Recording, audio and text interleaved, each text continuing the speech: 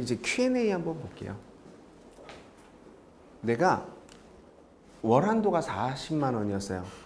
근데 지갑 예를 들어서 10만 원짜리 어떤 지갑이나 이런 액세서리를 사고 싶어요. 그럼 이제 이건 응용이에요. 이런 건 어떻게 해야 될까요? 네. 일한도 금액을 30만 원으로 줄여놓고 시작하는 거예요, 애초에. 그죠? 월한도죠. 월한도로 30으로 줄여놓고 시작하는 거예요. 아니면 또 반대로요. 아까 누적 금액 있죠? 누적 금액. 그래서 일한도를 조금 해가지고 누적을 10만 원 모아서 사는 방법도 있어요. 그렇죠. 무조건 줄였을 때는 조절이 잘 안 돼요, 사실은. 근데 이건 성향에 따라서 이게 성향에 따라 다른 거기 때문에.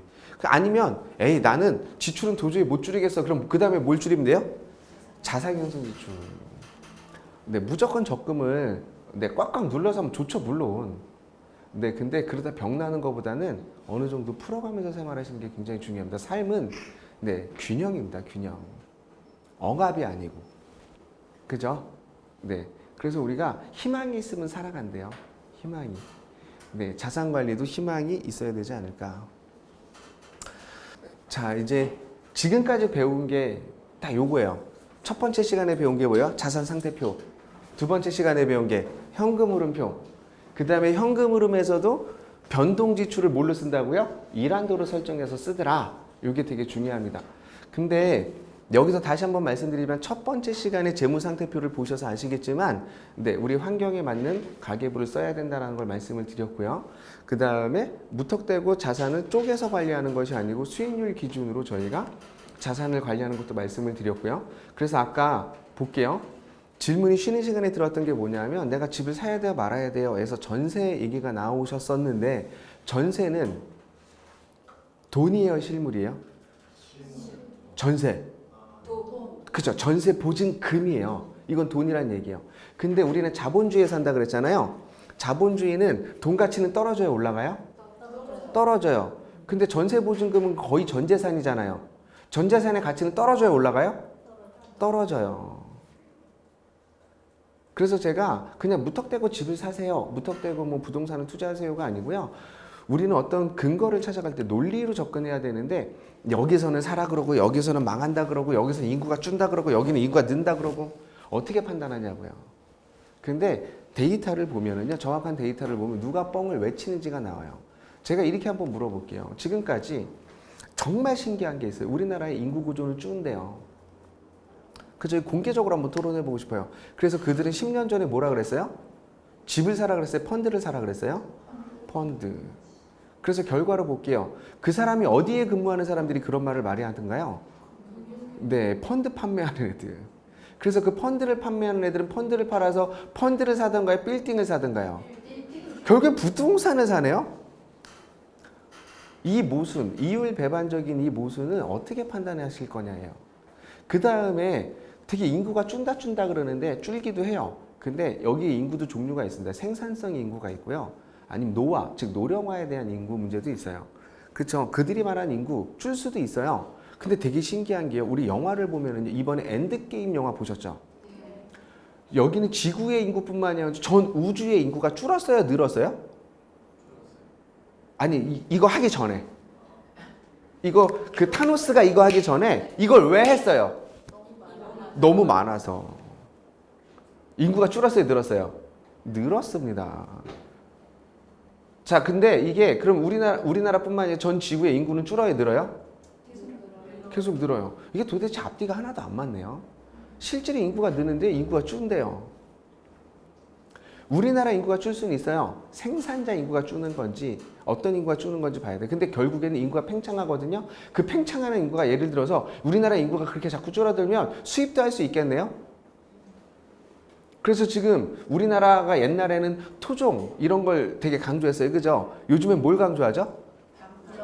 네, 다문화 가정. 이미 시작됐네요. 네. 문화가 바뀌고 있어요. 전 모르겠어요. 인구가 줄는지 안 줄는지 모르겠는데요. 하나 확실한 건 그들이 뻥을 쳤다라는 거는 결과론적으로. 네. 이런 거에 대해서 한 번 더 생각해 보자고요. 네. 그래서 집을 안 샀더니 전세값은 올랐어요? 떨어졌어요? 전세보증금 계속 올려달래요. 그래서 그걸 우리는 어떻게 메꿨죠? 몸으로 때워서. 그랬더니 행복해졌어요? 더 가난해졌어요? 네. 이제 언제까지 이렇게 속고만 계실래요? 라는 거예요. 그 다음에 두 번째로 한번 볼게요. 우리가 왜 이 공부를 계속해야 되는지 한번 볼게요. 가계부를 단순히 보지 마세요. 이게 다 이 안에 연동되는 거예요. 한번 볼게요. 집값이 오르는 건 개인이 조절할 수가 있든가요? 없든가요? 없어요. 근데 왜 경제를 논할 때 다 개인의 탓으로 돌리죠? 예를 들면 선생님한테 야, 너 왜 이렇게 지출이 심해? 물론 개인의 이런 것도 있죠. 근데 집값이 오르는 게 지출이랑 상관이 있어요? 없어요? 없어요. 이 얘기는 무슨 얘기예요? 이 경제라는 거는 개인과 같이 살아가는 공동체, 즉 국가나 제도의 영향을 같이 일으켜서 봐야 되는데 왜 한 사람의 책임한테 자꾸 묻냐라는 거예요. 예를 들어 집값이 이렇게 올라가는데 실제로 통계자료 이렇게 나와 있습니다. 그쵸? 개인의 소득보다 부동산, 이 자산 가치 상승이 노동의 가치, 노동 인건비 올라가는 건 4배가 빠르대요. 그죠? 그리고 앞으로 7배까지 갈 거래요. 이건 토마 피케티의 프랑스 경제학자 얘기예요. 제 얘기 아닙니다. 그러면 이렇게 한번 물어보자고요. 내가 열심히 알면 이 자산 가치 상승을 따라갈 수 있어요? 없어요? 없어요. 열심히 일하는 건 아무 상관이 없어요. 근데 열심히 살래요. 못 사는 건 네 탓이래요. 이런 말도 안 되는 걸 가지고 자기 개발이라고 얘기하면 화가 나는 거죠. 이해되세요? 그래서 저희가요 이런 것들을 같이 고려해서 내 재무제표를 보실 줄 알아야 된다는 얘기고요. 아까 질문이 나와서 제가 답변을 드리는 겁니다. 집을 사야 돼야 말아야 되는 굉장히 위험한 발언이에요. 지금 같은 시국에서. 그죠? 그 다음에 아까 선생님처럼 뭐 보험이니 연금이니 금융에 투자한다는 얘기는요 열심히 벌어서 나아질 수 있을까요? 돈 가치가 계속 떨어지는데 이거는 서서히 죽어가는 자살행위입니다. 그죠? 급격하게 죽으면 아픈데요 서서히 죽으니까 몰라요. 이 차이밖에 없어요. 근데 이런 것들을 바로잡아야 되는데 재무상태표에서 보실 수가 있고요. 현금 흐름 일환도에서 보실 수가 있습니다. 자산상태표는 그래서 작성 시점의 평가금액, 월 1회 작성. 그래서 수익률을 적는 게 아니고 평가 금액을 적는 거고요. 그렇게 해서 월에 보유하고 있으면서 들어오는 수익이 있으면 그 수익률을 옆에 칸은 따로 없지만 충분히 퍼센트로 메모하실 수가 있는 거고요.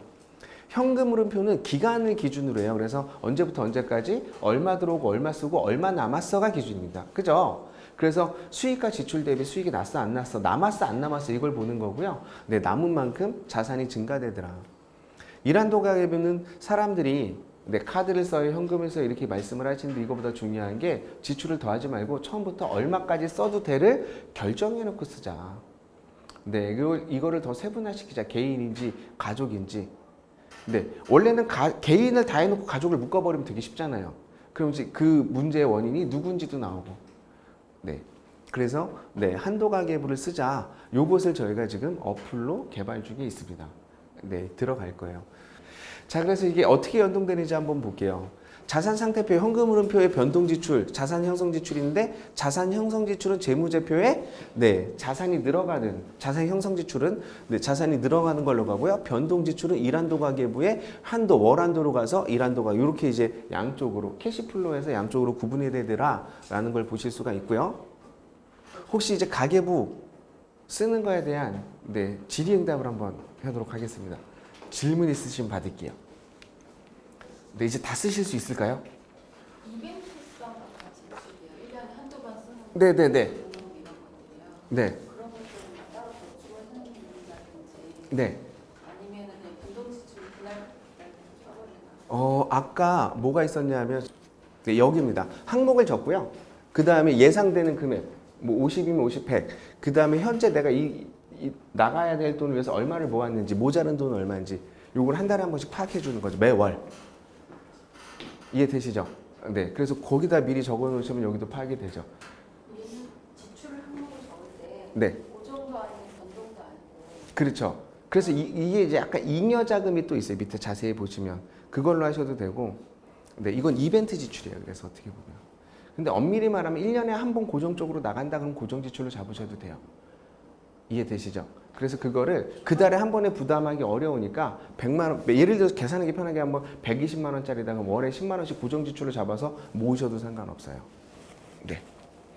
다음 달에 만약에 제가 컴퓨터를 좀 살 예정이에요. 네. 그러면은 한 150만 원 정도가 들어가는 깨지죠? 네. 말이에요. 그러면 그거를 다음 달에 사기 위해서 미리 그럼 그 전부터 돈을 모았어야 되는. 그렇죠. 원래는. 거네요. 근데 이제 자산 형성 지출이 있었을 거 아니에요. 또 네. 뭐 그걸로 대체해도 상관없는 거고요.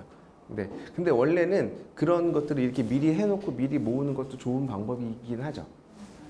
그 네. 모으는 게 없으면 이제 빚이 되겠죠. 이렇게 되는 거네요. 네. 카드로 긁고. 그렇죠. 네. 그럼 그만큼 힘들어지는 거죠. 그걸 유지하기가. 이제 다 쓰시는 데는 이해가 되셨나요? 네. 어려운 게 없으세요?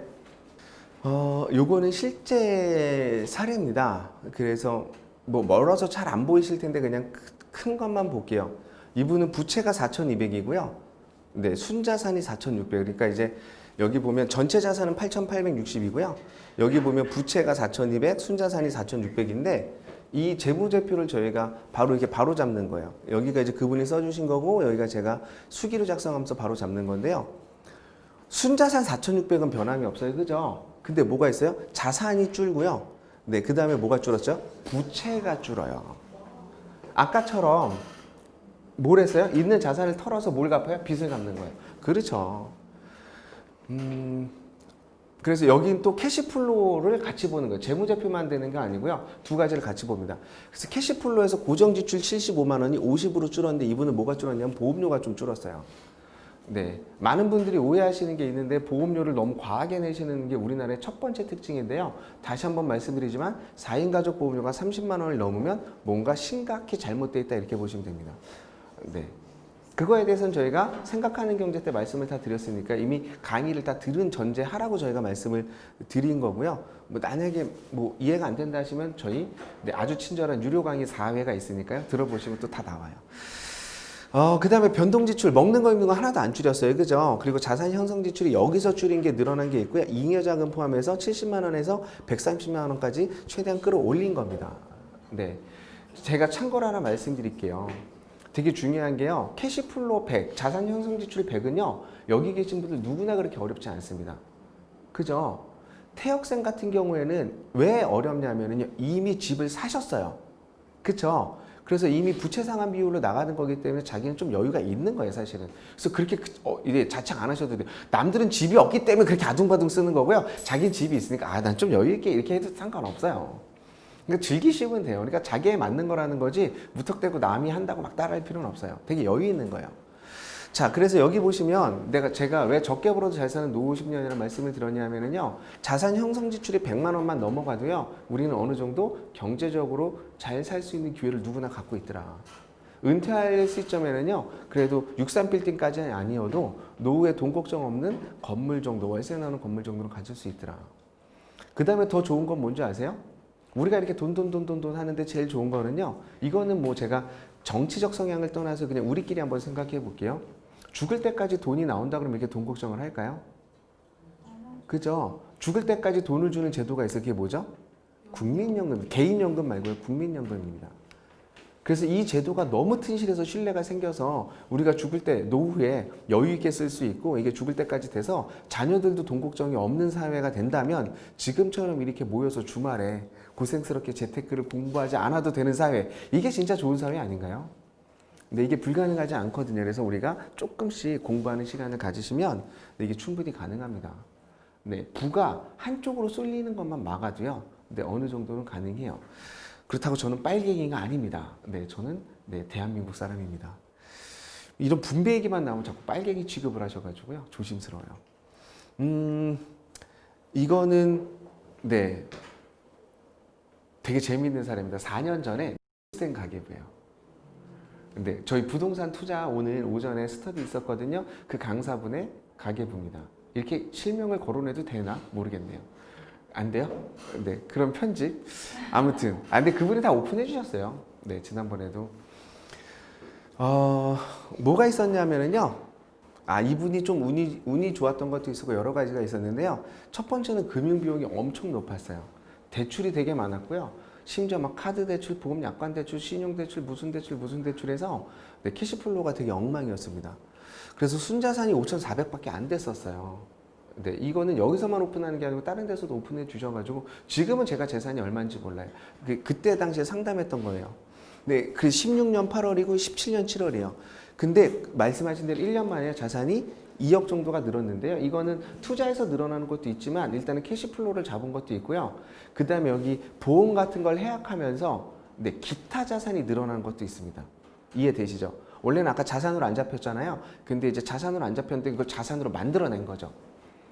그 다음에 또 한 가지 이분이 퇴직을 하면서 퇴직금 받은 것도 있고 뭐 하여튼 여러 가지로 해서 갑자기 자산이 좀 늘어나요. 그리고 또 한 가지는 캐시플로우가 바뀌었는데요. 되게 재밌어요. 이분이 일기를 써놨어요. 변동에다가 저희가 가계부를 보면 옆에 이면지가 항상 있어서 책이 두꺼워요. 가계부 옆에.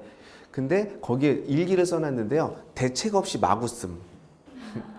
8월 카드 내역에 알 수 없는 인터넷 쇼핑 결제 내역이 수두룩. 스트레스해서 한다고 예산도 없이 여행 가서 카드 긁고 다님.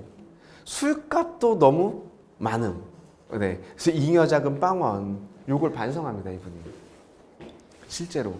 그래서 실제 이분이 뭐 여러 가지 활동을 하시고 지금도 새벽잠 안 자시면서 준비하시더라고요. 보통 새벽 3시에 막 카페에 글이 올라와요.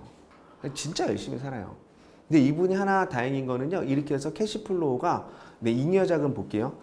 자산 형성 지출이랑 잉여자금이 저축할 수 있는 200만 원이 넘어요. 여기가. 월에. 그죠?